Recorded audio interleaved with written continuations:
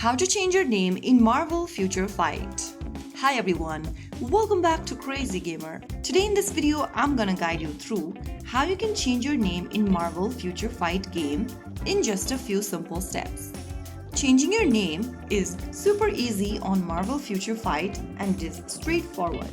First of all, launch open the Marvel Future Fight game on your device and log in.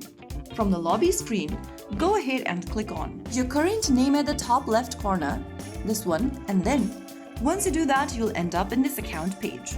Click on the pencil button right underneath your code name and then go ahead and enter a new name you want to change to.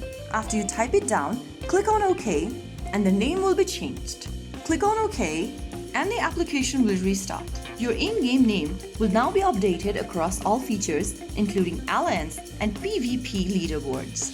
So that's how you easily change your name on Marvel Future Fight. If you found the video helpful, don't forget to like, share and subscribe to our channel. I will see you again in the next video. Thank you for watching.